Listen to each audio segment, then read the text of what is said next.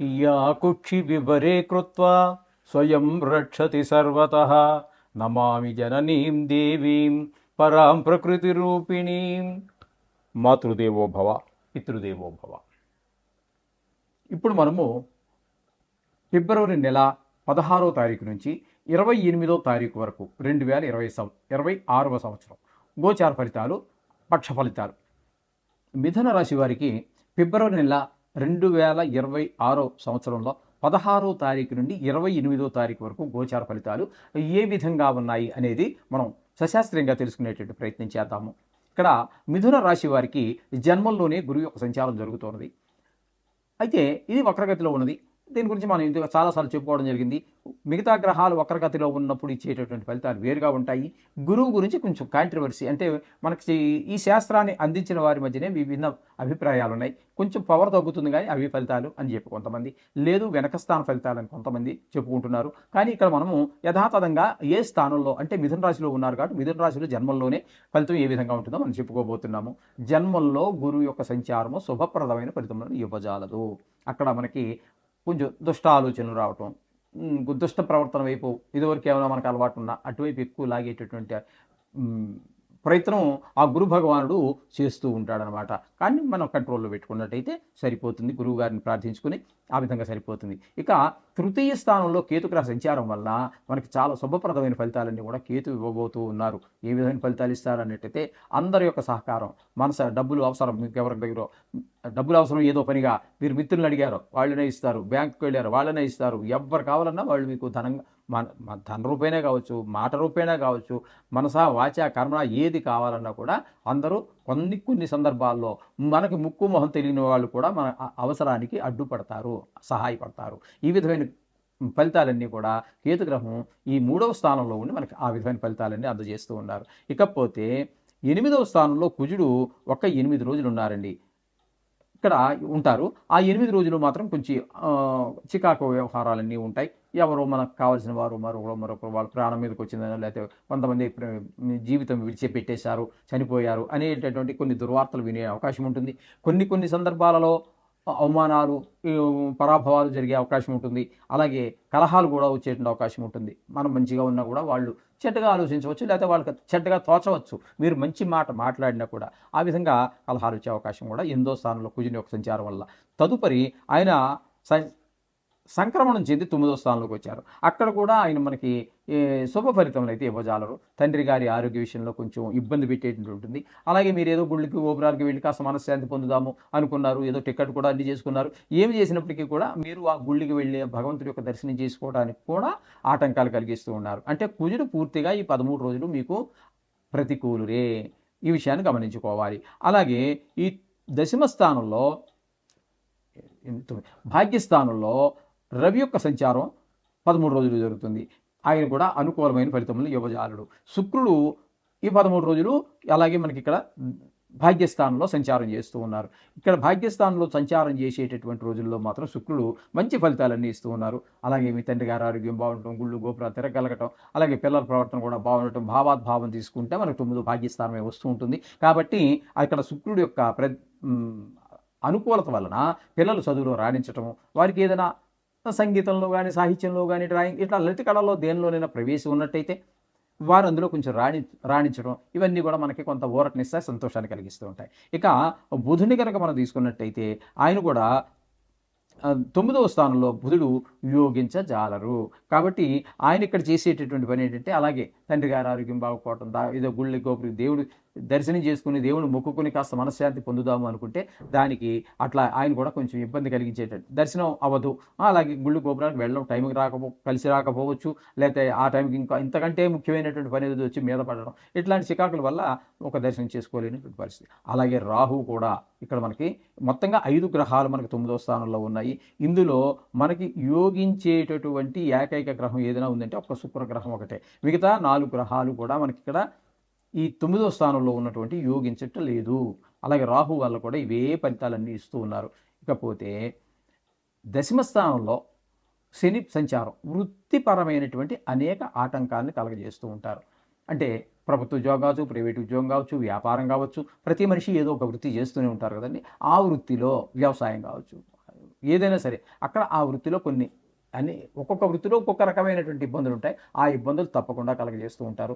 ప్రభుత్వ ఉద్యోగులు ఉన్నాడనుకోండి, అవసరం లేని అంటే తనకి దూరమైనటువంటి ప్రదేశాలకి ట్రాన్స్ఫర్ అవ్వటము, ఇట్లాంటివన్నీ ఉండే అవకాశం ఉంటుంది.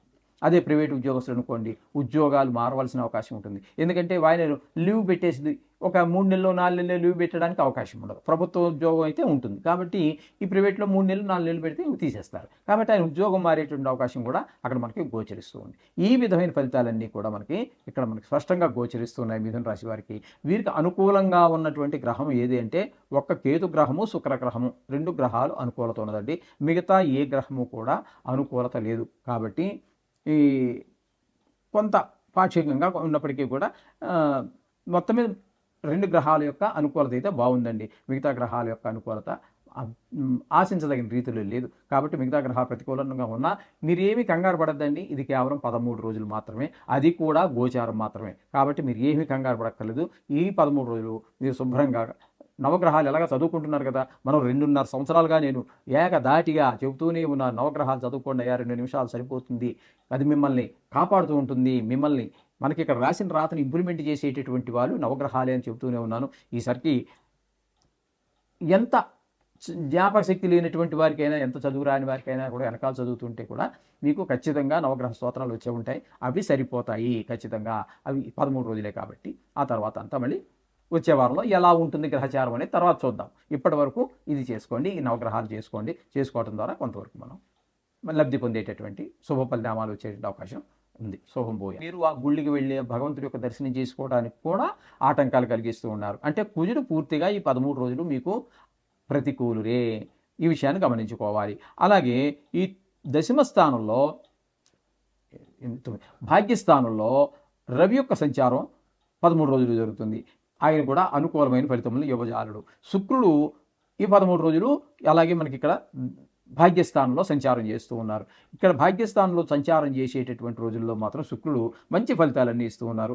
అలాగే మీ తండ్రి గారి ఆరోగ్యం బాగుండటం, గుళ్ళు గోపురాలు తిరగలగటం, అలాగే పిల్లల ప్రవర్తన కూడా బాగుండటం, భావాద్భావం తీసుకుంటే మనకు 9 భాగ్యస్థానమే వస్తూ ఉంటుంది. కాబట్టి అక్కడ శుక్రుడు యొక్క అనుకూలత వలన పిల్లలు చదువులో రాణించటము, వారికి ఏదైనా సంగీతంలో కానీ, సాహిత్యంలో కానీ, డ్రాయింగ్ ఇట్లా లలిత కళలో దేనిలోనైనా ప్రవేశం ఉన్నట్టయితే వారు అందులో కొంచెం రాణించడం, ఇవన్నీ కూడా మనకి కొంత ఊరటనిస్తాయి, సంతోషాన్ని కలిగిస్తూ ఉంటాయి. ఇక బుధుని కనుక మనం తీసుకున్నట్టయితే ఆయన కూడా 9వ స్థానంలో బుధుడు యోగించజాలరు. కాబట్టి ఆయన ఇక్కడ చేసేటటువంటి పని ఏంటంటే, అలాగే తండ్రి గారి ఆరోగ్యం బాగుపోవటం, ఏదో గుళ్ళి గోపురి దేవుడు దర్శనం చేసుకుని దేవుడు మొక్కుకొని కాస్త మనశ్శాంతి పొందుదాము అనుకుంటే దానికి అట్లా ఆయన కూడా కొంచెం ఇబ్బంది కలిగించేటట్టు దర్శనం అవ్వదు. అలాగే గుళ్ళు గోపురానికి వెళ్ళడం టైంకి కలిసి రాకపోవచ్చు, లేకపోతే ఆ టైంకి ఇంకా ఇంతకంటే ముఖ్యమైనటువంటి పని ఏదో వచ్చి మీద పడడం, ఇట్లాంటి చికాకుల వల్ల ఒక దర్శనం చేసుకోలేనటువంటి పరిస్థితి. అలాగే రాహు కూడా ఇక్కడ మనకి మొత్తంగా 5 గ్రహాలు మనకి 9వ స్థానంలో ఉన్నాయి. ఇందులో మనకి యోగించేటటువంటి ఏకైక గ్రహం ఏదైనా ఉందంటే ఒక శుక్ర గ్రహం ఒకటే. మిగతా 4 గ్రహాలు కూడా మనకి ఇక్కడ ఈ 9వ స్థానంలో ఉన్నటువంటి యోగించటం లేదు. అలాగే రాహు వల్ల కూడా ఇవే ఫలితాలన్నీ ఇస్తూ ఉన్నారు. ఇకపోతే దశమ స్థానంలో శని సంచారం వృత్తిపరమైనటువంటి అనేక ఆటంకాలను కలగజేస్తూ ఉంటారు. అంటే ప్రభుత్వ ఉద్యోగం కావచ్చు, ప్రైవేట్ ఉద్యోగం కావచ్చు, వ్యాపారం కావచ్చు, ప్రతి మనిషి ఏదో ఒక వృత్తి చేస్తూనే ఉంటారు కదండి. ఆ వృత్తిలో వ్యవసాయం కావచ్చు, ఏదైనా సరే అక్కడ ఆ వృత్తిలో కొన్ని ఒక్కొక్క వృత్తిలో ఒక్కొక్క రకమైనటువంటి ఇబ్బందులు ఉంటాయి. ఆ ఇబ్బందులు తప్పకుండా కలగజేస్తూ ఉంటారు. ప్రభుత్వ ఉద్యోగులు ఉన్నాడనుకోండి, అవసరం లేని అంటే తనకి దూరమైనటువంటి ప్రదేశాలకి ట్రాన్స్ఫర్ అవ్వటము, ఇట్లాంటివన్నీ ఉండే అవకాశం ఉంటుంది. అదే ప్రైవేట్ ఉద్యోగస్తులు అనుకోండి, ఉద్యోగాలు మారవలసిన అవకాశం ఉంటుంది. ఎందుకంటే ఆయన లీవ్ పెట్టేసి ఒక 3 నెలలు 4 నెలలు లీవ్ పెట్టడానికి అవకాశం ఉండదు. ప్రభుత్వ ఉద్యోగం అయితే ఉంటుంది. కాబట్టి ఈ ప్రైవేట్లో 3 నెలలు 4 నెలలు పెడితే తీసేస్తారు. కాబట్టి ఆయన ఉద్యోగం మారేటువంటి అవకాశం కూడా అక్కడ మనకి గోచరిస్తూ ఉంది. ఈ విధమైన ఫలితాలన్నీ కూడా ఇక్కడ మనకి స్పష్టంగా గోచరిస్తున్నాయి మిథున రాశి వారికి. వీరికి అనుకూలంగా ఉన్నటువంటి గ్రహం ఏది అంటే ఒక్క కేతు గ్రహము, శుక్ర గ్రహము 2 గ్రహాలు అనుకూలత ఉన్నదండి. మిగతా ఏ గ్రహము కూడా అనుకూలత లేదు. కాబట్టి ఈ కొంత పాక్షికంగా ఉన్నప్పటికీ కూడా మొత్తం మీద 2 గ్రహాల యొక్క అనుకూలత అయితే బాగుందండి. మిగతా గ్రహాల యొక్క అనుకూలత ఆశించదగిన రీతిలో లేదు. కాబట్టి మిగతా గ్రహాలు ప్రతికూలంగా ఉన్నా మీరేమీ కంగారు పడద్దండి. ఇది కేవలం 13 రోజులు మాత్రమే, అది కూడా గోచారం మాత్రమే. కాబట్టి మీరు ఏమీ కంగారు పడక్కర్లేదు. ఈ 13 రోజులు మీరు శుభ్రంగా నవగ్రహాలు ఎలాగ చదువుకుంటున్నారు కదా, మనం 2.5 సంవత్సరాలుగా నేను ఏకధాటిగా చెబుతూనే ఉన్నాను, నవగ్రహాలు చదువుకోండి అయ్యా, 2 నిమిషాలు సరిపోతుంది, అది మిమ్మల్ని కాపాడుతూ ఉంటుంది, మిమ్మల్ని మనకి ఇక్కడ రాసిన రాతను ఇంప్లిమెంట్ చేసేటటువంటి వాళ్ళు నవగ్రహాలే అని చెబుతూనే ఉన్నాను. ఈసరికి ఎంత జ్ఞాపక శక్తి లేనటువంటి వారికైనా, ఎంత చదువు రాని వారికైనా కూడా వెనకాల చదువుతుంటే కూడా మీకు ఖచ్చితంగా నవగ్రహ స్తోత్రాలు వచ్చే ఉంటాయి. అవి సరిపోతాయి ఖచ్చితంగా. అవి 13 రోజులే కాబట్టి ఆ తర్వాత అంతా మళ్ళీ వచ్చే వారంలో ఎలా ఉంటుంది గ్రహచారం అనేది తర్వాత చూద్దాం. ఇప్పటి వరకు ఇది చేసుకోండి, ఈ నవగ్రహాలు చేసుకోండి. చేసుకోవడం ద్వారా కొంతవరకు మనం లబ్ధి పొందేటటువంటి శుభ పరిణామాలు వచ్చేటువంటి అవకాశం ఉంది. శుభం భూయ.